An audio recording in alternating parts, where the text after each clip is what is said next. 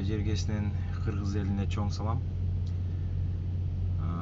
Негизинен алганда Америкадагы биздин блогер кыздарыбыз Гүлайым Мурзабекова менен Элнура Молдокадырова окшоп биз Кыргызстанда журналист болуп иштеген эмеспиз. Аларга жетиш оор. Ошентсе дагы болгон күчүбүздү жумшап сиздерге анча-мынча информация бергенге аракет кылып атабыз да. Анан каналга катталган жарандарыбыздан суроолор түшүп атат. Көбү суроо берип атат, туристический виза менен Америкага келип иштесек болобу деп. Негизинен алганда туристический виза менен бир дагы адам Америкага келип иштегенге болбойт да. Бул закон бузулуп калат да.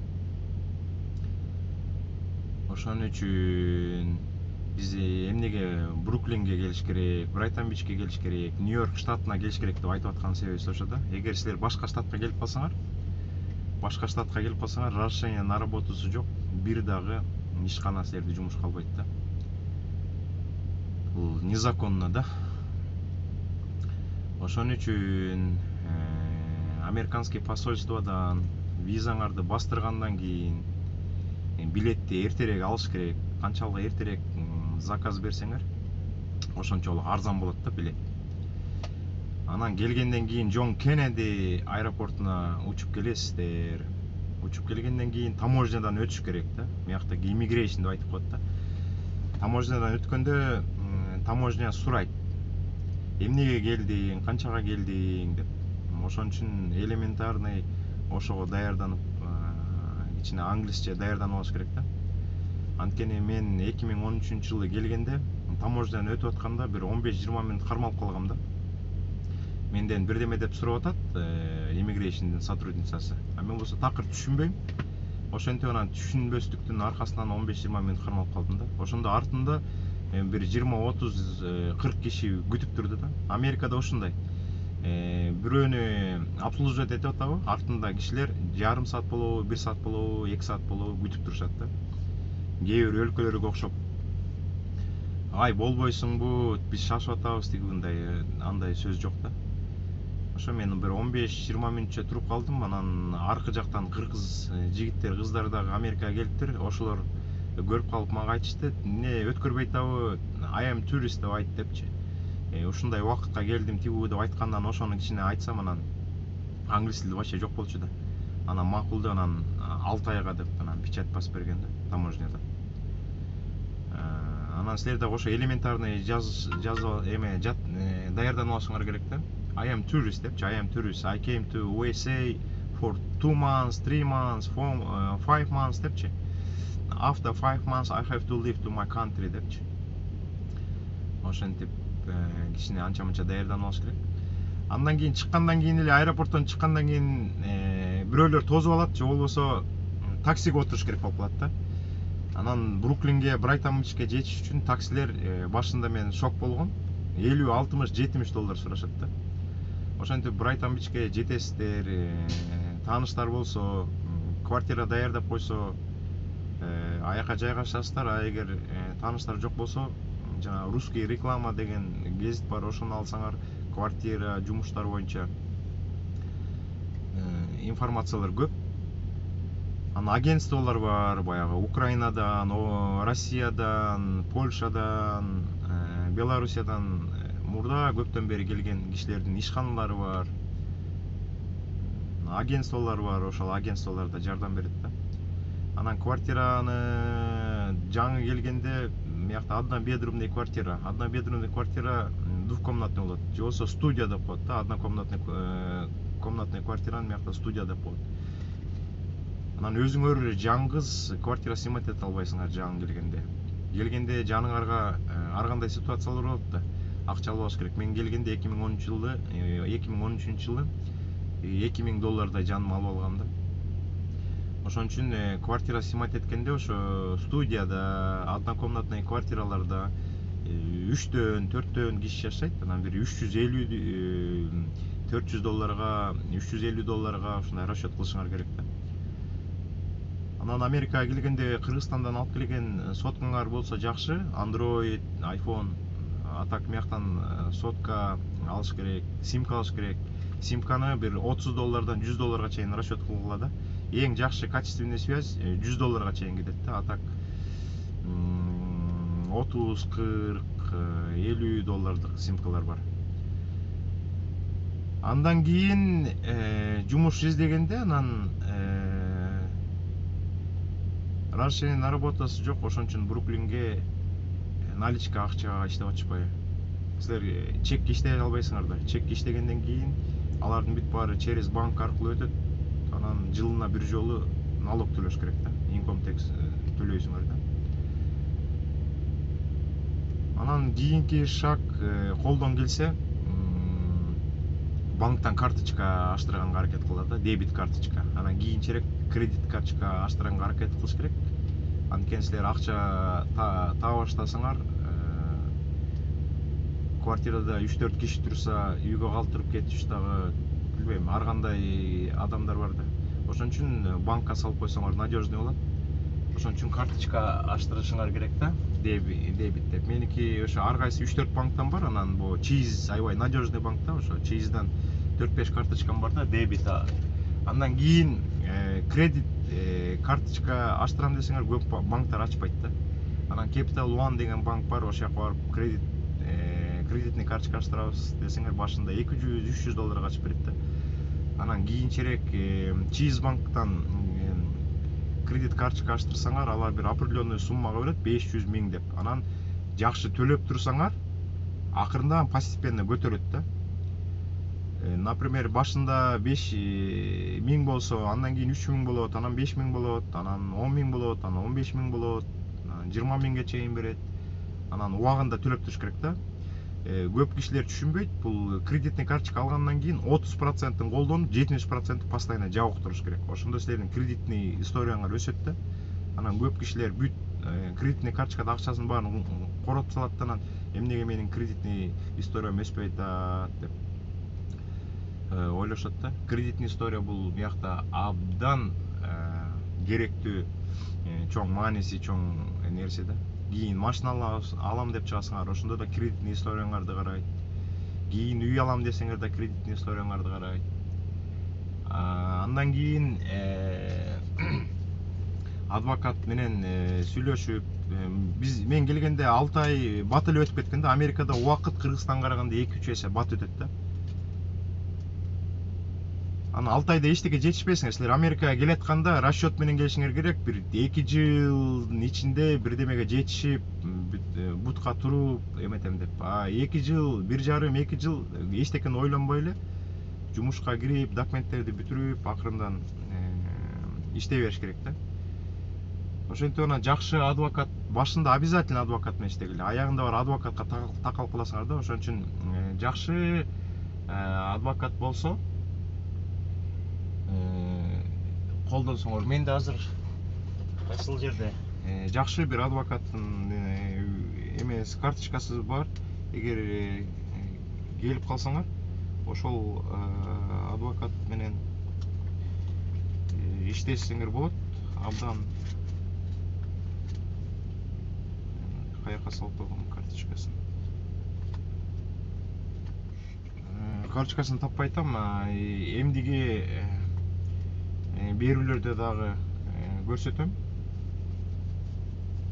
Жакшы Юлия деген адвокат бар, 20 жылдан ашкан, өзү спокойный болгон менен абдан жакшы жардам берет да. Андан кийин документ тапшыргандан кийин биздин учурда 150 күн болчу. 150 күндүн ичинде разрешение на работу келет да. Разрешение на работу биздики мондай разрешение на работу келет. Уже официально жумушка кирип иштесеңер болот да. Андан кийинки баскыч Social Security'ге барышыңар керек да. Social Security абдан мааниси чоң карточка. Бул Social Security өзүңөрдүн атыңар жазылат, анан номер берет да. Бул номер өмүрүңөрдүн аягына чейин берилет да. Муну такыр жоготпош керек. Анан муну ламинат кылганга да болбойт экен, өзү аябай жука барак да. Анан четтери жешиле баштайт да. Ошон үчүн мен мындай салофанга салып койгом. Кээде сурап калышат, Social Security'ни көрсөт, банк-санктан Ошондо мен муну чыгарып туруп берем да. Анан бул документтердин бүт баары колуңарга тийгенден кийин анан правага окуй башташ керек да. Анткени point, определенный point болгондон кийин анан баягы правага тапшырса болот да. DMV деген баягы Кыргызстанда ГАИ миякта DMV болуп эсептелет. Ошо DMVге барып туран простой правага экзамен тапшырганда алардын вопростору абдан аз да, бир 50-ге жакын вопроска даярданасыңар. Брайтан биште атайын брошюркаларды сатат. Ошол брошюрка менен даярданып, ичинде правилалар, ар кандай табличкалар, каяктан бурулса болот, каяктан токтош керек, кимдики главный жол, ошо жеп жеңил да. Анан компьютер менен тапшырбайсыңар, жөн эле кагаз киресиңер, бүт документтердин баарын берип туруп, анан столго отуруп, 20-15 киши отурса ошонун арасына отуруп эле анан туура вопросторго анан птичка коюп чыгасыңар да. Анан простой право алгандан кийин анан СДЛге эртеси күндөн баштап эле даярданып анан тапшырсаңар болот да. СДЛ үчүн отдельный видео жасаш керек. Бул абдан чоң тема болот. СДЛге даярданыш үчүн простой правага окшош эмес. Буга 450-500 вопроско даярданыш керек да. 3 экзамен тапшырасыңар. Анан экзамен тапшырып бүт баарын бүткөндөн кийин анан мондай СДЛ права берет. Анан көп жарандарыбыз да сурап атат. СДЛ бул разрешение на работу 2 жылга берилет. 2 жыл өткөн сайын праваңарды алмаштырып турсаңар. Жаңы разрешение на работу келгенден кийин DMVге барып туруп СДЛ праваңарды алмаштырасыңар. Анан силер СДЛди алып тракта иштеп атканда медицинский карточкаңар болушу керек да. Аны определенный жерлерден өтөт, барсаңар бүт текшерет, зренияны, слухту, ар кандай өзүнүн врачтары бар, ошолордун бүт баарын текшерип анан силерге справка жазып берет. Анан ошол справканы силер өзүңөрдүн жаныңарга постоянно алып жүрүшүңөр керек. 2 жылга жеткирбей, анан 1 ай 15 күн калганда анан барып кайра жаңы справка алып турасыңар, кайра 2 жылга. Ошондой анан кийинчерээк анан бутуңарга туруп жакшы болгондо өзүнчө однокомнатный квартира, анан двухкомнатный квартира снимать этесиңер. Анан жана квартирада жаңы турганда 3 бала, 4 бала болуп турасыңар. Кыздар болсо 3 кыз, 4 кыз болуп турат. Анан тамак ашка да акча кеткенде силер холодильник турат. Мен өзүм башыман өткөн нерсени айтып атам да. Холодильник ичинде 4 киши жашаса однокомнатный квартирада 4кө бөлүнгөндө анан продукт алып келип туруп өзүңөрдүн полкаңарга коесуңар. Өзүңөр тамак ичесиңер, анан чогуу отуруп калганда баарыңар өзүңөрдүкүн алып чыгып чогуу тамак ичсеңер болот. Так моменттер болуп калат. Өзүң үйдө жаңгыз болуп каласың, сен кетип атсаң, экинчи руммейт деп коет, руммейтиң келип калат. Ошондо чогуу тамакта иче албай каласың да, баягы выходной күндөрү чогуу болбосоң. Ошондо сен тамагыңа кошунаң тийбейт, кошунанын тамагына сен тийбешиң керек, ошондой законда. Анан деген башында келгенде биз тамакка экономдоп, аяп, бир тамакты көргөндө, ой, бул $6 экен, $8 экен, жок, мен $3, $4 тамакты ичем деп, анан бир кийим аларда жакшылап тандап, алсамбы, албасамбы деп ойлонуп каласыңар да. Анан кийинчерээк өзүнчө бөлүнүп, башка штатка кетип, англис тилиңер көтөрүлүп, жакшы жумуштарды иштеп калганда однокомнатный, мен азыр трехкомнатный квартира өзүм снимать этем. Свет, газ, мусор бүт баарын кошкондо, квартира кошкондо $1100 төлөйм да айына. Ошондой анан кийинчерээк башында жана айтпадымбы, жанагы кешке иштейсиңер, турист катары келгенден кийин. Биздин учурда 6 ай болчу, мен анан 6 айым өтүп баратканда эчтеке жетишпей калгам да, эчтеке жетишпей калып, анан дагы 6 айга узарткам. Бул Америкада 6 айга биз келгенде дагы 6 айга узартса болмок да. Азыр закон кандай экенин билбейм. Азыр силер алсаңар 5 жылга берип атпайбы визанычы. 6 ай бүтүп баратканда анан аяка поручитель табыш керек да. Банковский счетуңда акча болуш керек. Анан поручитель менен барып, атайын документ толтуруп, анан иммигрейшнге жиберип, анан $460 ушундай төлөгөнбүз да. ошондой. Азыркы жаңылык ошондой. Азыр мен жүк алып койгом. Эртең менен үйдү көздөй кетем, андан кийин Чикагого барып, жанагы тишти көрсөтүп, анан оюндарды уюштуруп, ошондой пландар. Баарыңарга ийгилик, аманчылык. Анча-мынча болсо да информация бердим го деп ойлойм. Мейлиңиздер.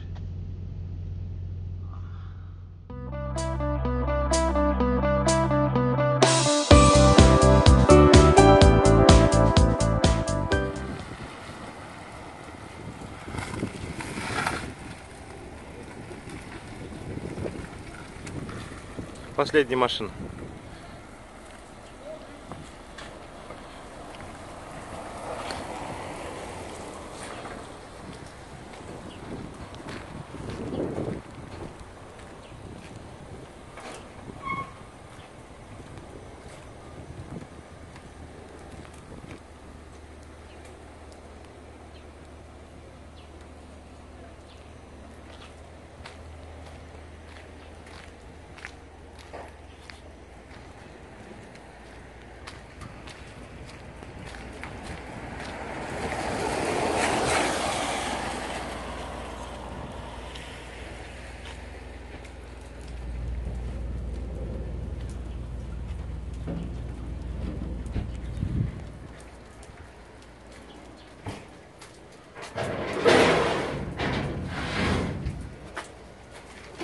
Peaceful.